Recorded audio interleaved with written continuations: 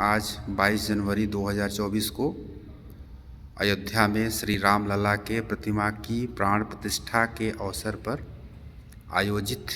रामोत्सव अखिल भारतीय चित्रकला प्रदर्शनी